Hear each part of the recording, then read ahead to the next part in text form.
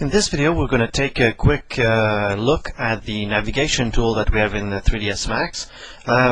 This is very basic, but it's so important to have really good skills in navigating into the viewport, because when it's a second nature for you to navigate in the viewport, everything will seem much more easy to do in this environment. So we're going to take a look at all the tools. Sometimes people don't understand or don't know all the little tricks here and there to speed up the workflow of working with navigation. So what I'm going to do, this is the perspective view here, and I'm going to show you a couple of the tools. So the first tool is to be able to maximize or magnify a window. So right now I'm working one big perspective view, but you've got this button here at the bottom right, and if you press it, you'll be able to go from the current active view selected as magnified and seeing all of your viewports. So if I want to magnify or maximize the right viewport, I just click in it to make it activated, and then I just press here and it's going to maximize the window.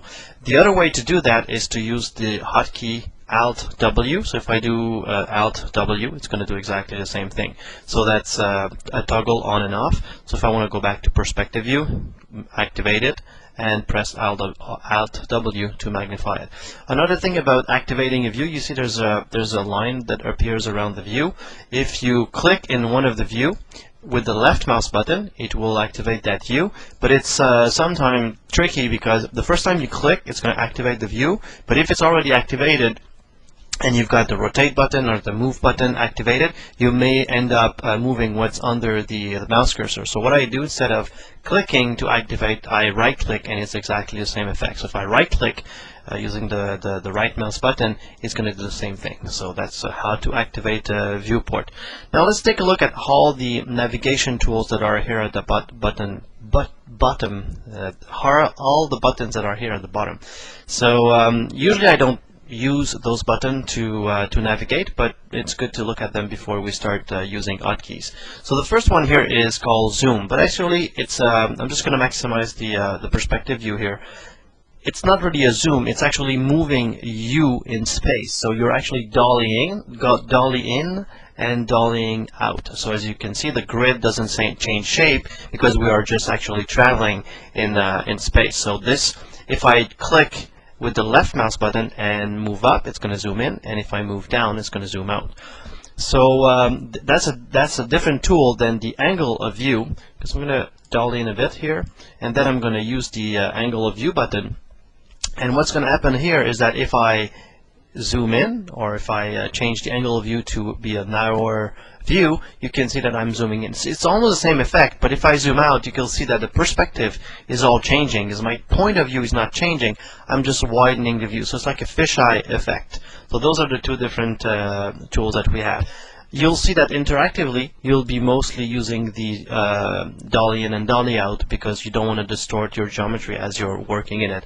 Either you're modeling or rigging or texturing, you want to be able to not distort your geometry. The distortion will be more of a rendering effect when you get to the render tool.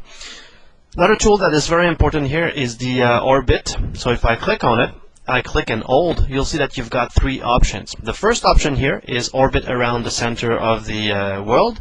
The second option is orbit around the selected object, and the third option is orbiting around the sub-selection object. In order to show you this, what I'm going to do is I'm going to create a box, and I'm going to convert it to an editable poly so that I can have access to the vertices and all.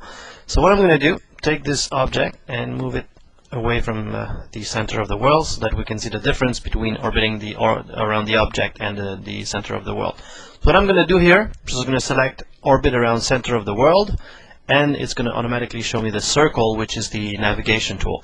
So if I left click on the mouse button and I orbit around, you'll see that the box is moving in space because I'm actually orbiting around the center of the universe here. If I do select the second option, which is orbit around selected object, what's going to happen now is that you'll see that the selected object is staying exactly where it is on screen, so I'm orbiting around it. But the thing is that if I'm zooming very, very close to this object, and I'm using the sub-object mode, and I select this object, this vertex here, now if I go into orbit around a selected object, it's going to orbit around the pivot point of this box. It's not going to be around this sub-selection or this vertex that is selected. So when you're modeling at the sub-object level, what you want to do is to go at the third option, which is orbit around selected sub-object model. And I just got an email, but that's alright, I'll look at it later. So now, as you can see, the vertex that was selected stays right where it is on screen, because I'm orbiting around sub-object mode.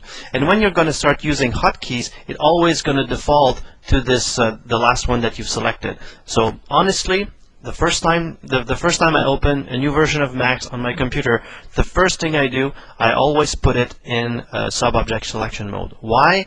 Because it's always the way that your brain is thinking when you want to orbit. You want to orbit around what you're focusing on. So the simplest component you're going to be focusing on is sub-object selection. What's good about the sub-object selection mode is that if I get out of the sub-object mode, now I'm in the object selection mode, and if I zoom out, because I'm using the sub-object selection mode and now there's no sub-object selection, I'm now orbiting around the actual object. So I'm just going to reset that view here, and you'll see that I'm able to orbit around that object. Okay, so now I'm just going to reset this and show you a couple of tools that we can interactively use to move in space instead of always going back to the bottom here. So the first tool I want to show you is the middle mouse button. So always remember, when you want to navigate in space, always use the middle mouse button. So if I just press the middle mouse button, we are actually just panning the viewport. So when you want to pan left, right, up, down, just press and hold the middle mouse button and move left and right, up and down. If you want to zoom in and zoom out, you can roll the middle mouse button. It's used to be a roller, so you can roll in and roll out. But you can see that you are rolling with increments. So if you don't want to roll with increments, you just roll with increments. You get very close to your object, or approximately to the level of zoom that you want. Then you use Control, Alt, and you hold down the middle mouse button, and then you go up and down, and you're going to be able to slowly zoom in and zoom out. So again, that's Control, Alt, press middle mouse button. Moving up will zoom in, moving out will zoom out. So rolling and using Control and Alt. That's very important. The other thing that's very important is the orbiting. So like I said, it's always going to orbit using that last setting that you've set up. So that's going to be around sub-object mode. So if I use the middle mouse button again and Alt only, then I'm going to be able to orbit. So if I just create another box here and right click to convert it to an editable poly, grab this vertex here and Alt around it, Alt middle mouse button, then you can see that I can orbit around that vertex. Again, that's always about the last default setting that you had here. So very important to master those tools. Like, what I would suggest is just practice around, use those tools as much as you can, and you'll be able to feel at home when you are in 3ds Max. Now that's actually true for any 3D application. The first skill set that you need to master is this ability to navigate freely in the viewport without struggling with trying to find out what to do, which mouse button to click, or which keyboard key to press. So I'm going to do a second video to show you a couple of little tricks here and there to set up your navigation tools to optimize them when you're working in 3ds Max.